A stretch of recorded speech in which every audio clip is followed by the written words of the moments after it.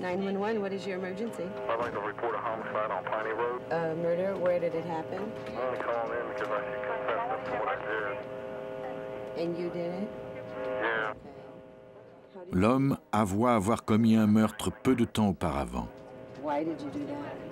I don't know. That's normal everything, but Il déclara par la suite qu'il avait pensé se rendre aux autorités, mais qu'il n'avait pas encore pris sa décision. Are you going to wait there for us? On retraça l'appel. Il provenait d'une cabine téléphonique d'un centre commercial.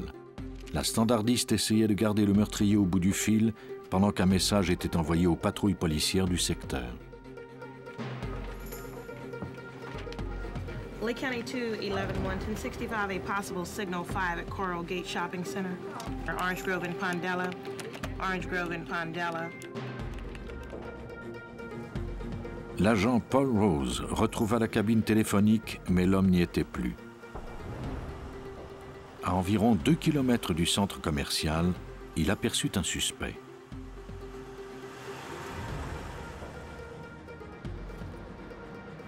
L'homme marchait à vive allure sur le côté de la route en direction opposée du centre commercial. L'agent appréhenda le suspect, Paul Klein, et ce dernier admit qu'il était bien l'homme qui avait contacté le service d'urgence. L'agent lui fit la lecture de ses droits et l'emmena au poste pour le mettre en détention provisoire. La veille, Klein était entré par effraction dans une maison et avait étranglé une vieille femme étendue sur un canapé. Rien ne semblait avoir été volé. Le vol n'était pas le mobile du crime. Le lieutenant Jeff Taylor découvrit le corps de la victime exactement tel que Klein le lui avait décrit. Mais il allait bientôt découvrir que cette femme n'était pas sa première victime. Klein m'a confié qu'il avait entendu des voix qui le mettaient en colère. Et à chaque fois qu'il était en colère, il devait tuer quelqu'un. C'est ce qui m'a fait penser qu'il y avait peut-être d'autres victimes. Je lui ai alors demandé s'il avait déjà tué avant cela, et il m'a répondu oui, 2 fois. Klein avait tué une autre femme dans une roulotte quelques mois plus tôt. Mais sa première victime était un ami du nom de Danny Webster, qu'il avait tué en août 1989, c'est-à-dire 1 an et demi auparavant. Il l'avait invité à ramasser des canettes dans un champ où il l'avait ensuite battu à mort avec un bout de tuyau. Une équipe d'enquêteurs fut envoyée à l'endroit où le meurtre avait vraisemblablement eu lieu. Nous disposions d'informations selon lesquelles le crime, l'homicide, avait été commis dans ce champ. Nous avons donc effectué une fouille complète du champ et nous avons découvert cette chaussure. C'était trop tôt pour déterminer si elle appartenait à la victime, mais nous pensions que c'était fort probable. Cette chaussure était notre premier indice. Klein avait déclaré être retourné sur la scène du crime 3 jours après le meurtre. Il était arrivé pendant la nuit pour ne pas être repéré et avait nagé dans des marécages en tirant le corps jusqu'à un îlot où il l'avait démembré à l'aide d'une hache et d'un couteau de cuisine. Il avait été très facile pour Klein de se débarrasser du corps de Webster sans être arrêté. Pourtant, 1 an et demi après son crime, il avait décidé de passer aux aveux. Les enquêteurs découvrirent sur la scène du crime un petit morceau d'os qu'ils photographièrent. Malheureusement, il n'y avait pas de corps. Sans lui, ils ne pourraient pas inculper Klein. Le détective Jack Shell prit quelques mesures de sécurité avant d'interroger Klein. Ce dernier était si fort qu'il avait déjà plié un panneau routier à main nue. Nous devions identifier le corps. Même s'il nous avait avoué son meurtre et nous avait dit de qui il s'agissait, nous devions prouver qui avait été tué, comment et quand. C'est le corpus delicti, le corps du crime. Nous devions établir l'identité de la victime et celle du meurtrier. I guess I must have actually hit him about, I don't know, maybe more than 200 times. I'm not sure. I just kept whacking at everything. I hit him in the legs, the arms, everywhere I could get. Face. Just his head region was more where I actually hit more than anything. But that was after he was already dead too. You know, I just kept hitting. La confession de Klein ne suffirait pas à prouver sa culpabilité hors de tout doute. La police devait retrouver le corps. Klein leur indiqua l'emplacement de l'îlot marécageux où il avait laissé le corps. Malheureusement, même si les policiers réussissaient à le retrouver, il serait difficile de l'identifier après un séjour d'1 an et demi dans le Marais. Le dossier fut envoyé à William Maples de l'Université de Floride, un spécialiste de réputation internationale en matière d'identification d'ossements humains. En 1991, il a dirigé l'équipe qui devait exhumer les ossements du président américain Zachary Taylor, mort de façon mystérieuse en 1850. Certains historiens croyaient qu'il avait été empoisonné. Mais l'examen des cheveux et des ongles du président permit à Maples de prouver que ces allégations étaient fausses. Maples comprit tout de suite que Klein était un psychopathe et que la gravité de ses actes le laissait complètement indifférent. Si on parvenait à retrouver les ossements portant les marques d'un couteau de cuisine, on pourrait alors corroborer les aveux de Klein. Klein était censé accompagner l'équipe de recherche, mais pendant qu'il se rendait au site, il était devenu trop excité à l'idée de revoir les restes de sa victime et l'équipe avait décidé, par mesure de sécurité, d'effectuer la fouille sans son aide. Il s'agissait d'une mission importante car Klein, de ses propres aveux, était un dangereux psychopathe et l'auteur d'un meurtre extrêmement violent. Il fallait à tout prix prouver sa culpabilité afin de l'empêcher de tuer à nouveau. Il avait l'air normal. On ne pouvait pas se rendre compte qu'il avait des problèmes psychologiques. Mais plus il parlait, plus je réalisais qu'il disait la vérité et que les détails morbides qu'il décrivait s'étaient bien produits. Je me suis dit alors que seulement un fou avait pu commettre de tels actes et en parler avec autant de calme et de façon si cohérente. Klein avait un surnom qu'il n'aimait pas. Il tenait les bras éloignés de son corps lorsqu'il marchait et les enfants l'appelaient Popeye. Il déclara qu'il avait assassiné Danny Webster parce que ce dernier n'arrêtait pas de l'affubler de surnoms et qu'il ne pouvait pas le supporter. I'm feeling pretty good. Everything's all right. I just have to go ahead and, I don't know, I think I feel almost a little dizzy for that matter. I have to eat a little bit of something, take my medication. Is that person in the march, Danny Webster? Yes, ma'am. Yep, that's him. All right, that was him. Why did you kill him? He was always being cruel and, I don't know, calling me names and stuff, and I decided to go for it. Okay? Watch your head, Danny. Hey, thank you, ma'am. I appreciate everything. On retrouva finalement d'autres ossements.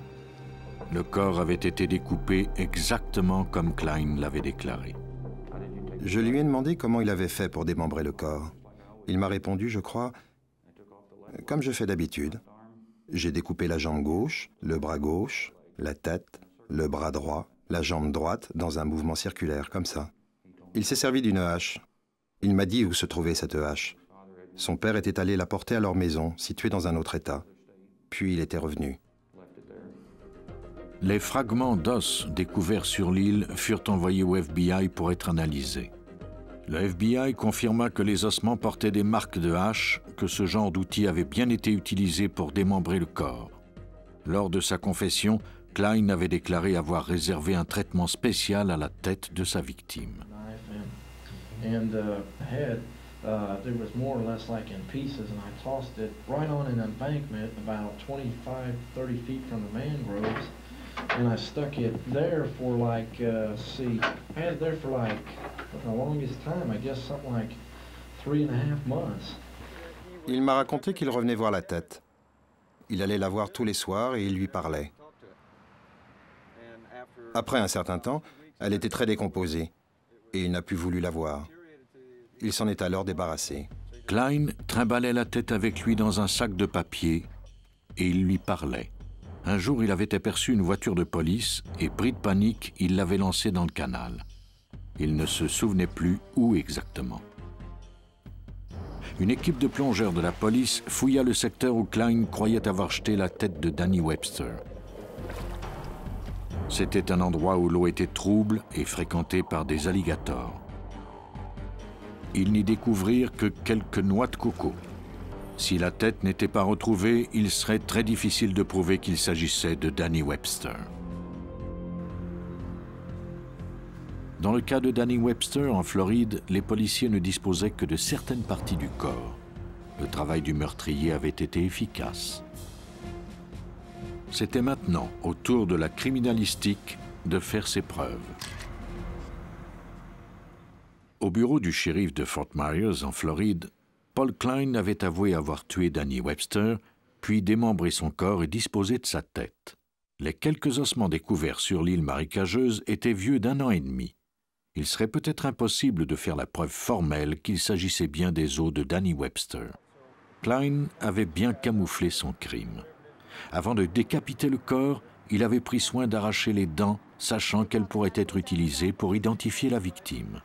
Il a déclaré qu'au lieu de creuser une fosse normale, il avait creusé un trou rond, comme lorsqu'on jette des rebuts. Il a assis la victime dans le trou, puis il l'a enfoncé en la poussant sur les épaules. Lorsqu'il s'est aperçu que le corps ne descendait pas complètement, il s'est mis à sauter dessus jusqu'à ce que la pression le fasse rentrer au complet.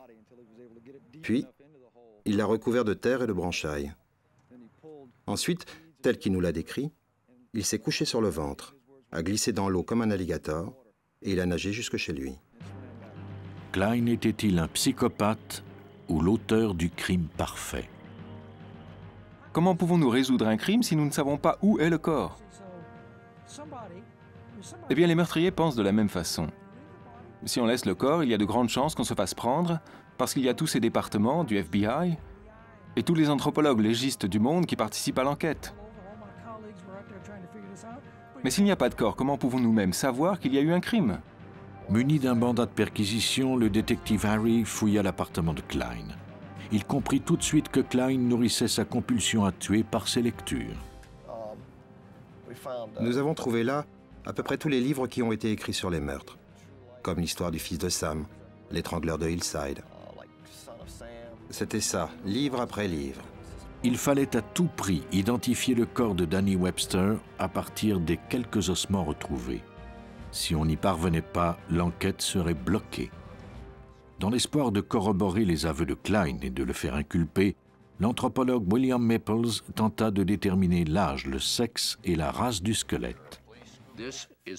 Voici la diaphyse de l'os, et puis voici l'épiphyse, le bout de l'os.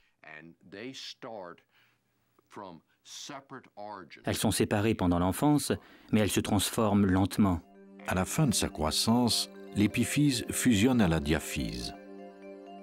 Sur les os découverts dans cette enquête, la fusion n'était pas encore terminée. Maples put ainsi déterminer l'âge de la victime, entre 17 et 23 ans, soit l'âge approximatif de Danny Webster. On détermine presque toujours le sexe grâce au bassin, qui est plus étroit chez l'homme que chez la femme. Dans ce cas-ci, il provenait de toute évidence d'un homme. Découvrir la race de la victime serait bien plus difficile, surtout sans la tête. Pour ce faire, Maples analysa le fémur. La courbure de cet os est beaucoup plus accentuée chez un homme de race blanche que chez un homme de race noire. Dans le cas d'un homme noir, la diaphyse est plus plate, plus droite, sans la courbure à l'avant. L'ampleur de la courbure indiquait clairement que nous avions affaire à un homme de race blanche. Maples examina ensuite les os afin d'y retrouver les marques de sautillement qui caractérisent l'emploi d'un petit couteau de cuisine. Les tueurs, en général, ne sont pas assez stupides pour se servir de couteau de cuisine. Nous n'avons donc pas beaucoup d'informations à ce sujet. Mais les résultats étaient positifs. À la fin de son analyse, Maples pouvait conclure que les os correspondaient à la description de Danny Webster. Les aveux de Klein pourraient corroborer ces faits. Pour l'inspecteur Jeff Taylor, l'enquête était close. Paul Klein a été interné dans une institution pour les handicapés mentaux à Chattahoochee, en Floride. Quant à William Maples, il est convaincu que les meurtriers parviennent de moins en moins à échapper à la justice. Bien sûr que non. Ils ne respectent pas les règles de prudence. Ils prennent des risques, font des choses que nous ne ferions pas. Ils ne respectent simplement pas les règles. Et c'est ce qui nous aide, parce que ça signifie qu'ils font beaucoup d'erreurs. Et c'est en prenant ces risques qu'ils finissent par se faire prendre. Les sensations fortes que cela procure sont très importantes, mais cela signifie prendre des risques. Et Dieu merci, plus ils prennent de risques, plus nous avons de chances de les arrêter.